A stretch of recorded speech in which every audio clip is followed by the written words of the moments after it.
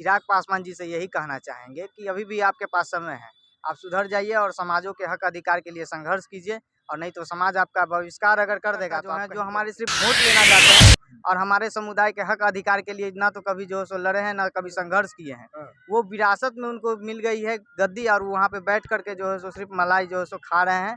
और हमारे समाज तरह से वो अपना दिखाते हैं, पहले दलित और महादलित करके जो है सो जातियों में बांटने का काम किए, तोड़ने का काम किए, और अब जो है सो दुसाधों की हकमारी कर रहे हैं, चौकीदारी और दफेदारी को लेकर के। उनका जो रिजर्व नाम पे हम लोग वोट नहीं देते हैं, हम लोग हमेशा जो है सो संविधान और आरक्षण लोकतंत्र बचाने के लिए जो है सो वोट दिए।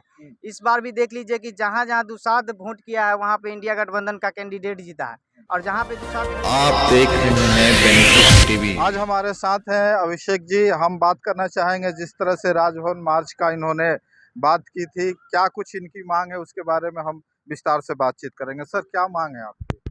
राजभवन मार्च में जो हम लोग मांग रखे हैं, पहली मांग है जो हम लोग की चौकीदारी और दफेदारी, और 65% आरक्षण जो अन्य राज्यों में बिहार में सिर्फ लागू नहीं है और भारत के अन्य राज्यों में जो है सो अभी लागू हो चुका है। तो इन सब मुद्दों को लेकर के आज हम लोग जो है सो राजभवन मार्च कर रहे हैं, जिसमें जो है सो पूरे बिहार से दलित समुदाय के लोग जो है सो इकट्ठा हुए हैं। यहाँ से हम लोग अब जो है सो कुछ ही देर में जो है सो राजभवन के लिए जो है सो प्रस्थान करेंगे।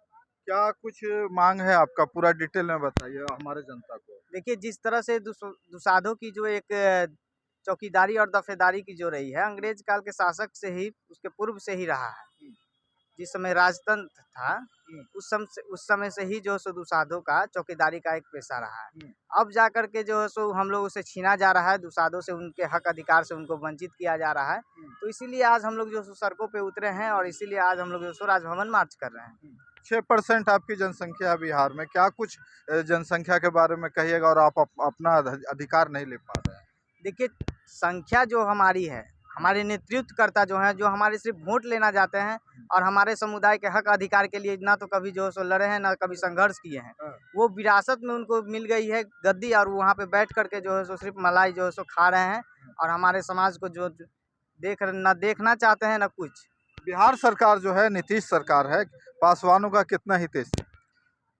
पासवान का हितैषी तो नीतीश कुमार है ही नहीं। जैसे कि पासवानों से उनको जन्मजाति दुश्मनी रही है, इस तरह से वो अपना दिखाते हैं। पहले दलित और महादलित करके जो है सो जातियों में बांटने का काम किए, तोड़ने का काम किए, और अब जो है सो दुसाधों की हकमारी कर रहे हैं, चौकीदारी और दफेदारी को लेकर के।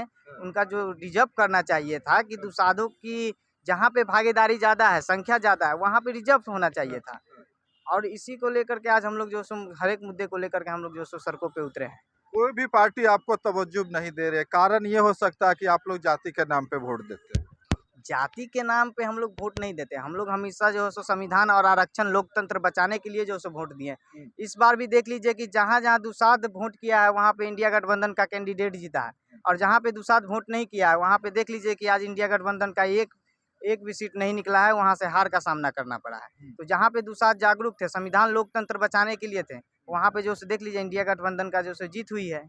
अपना नेता जो आप लोग चिराग पासवान को मानते हैं, तो क्या कुछ चिराग पासवान से कहना चाहिए? चिराग पासवान जी से यही कहना चाहेंगे कि अभी भी आपके पास समय है, आप सुधर जाइए और समाजों के हक अधिकार के लिए संघर्ष कीजिए, और नहीं तो समाज आपका बहिष्कार अगर कर देगा तो आप कहीं के होके नहीं रहिएगा। चलिए, बहुत बहुत धन्यवाद। ये थे हमारे साथ अभिषेक पासवान, जिन्होंने आप देख रहे हैं बेनिफिट टीवी।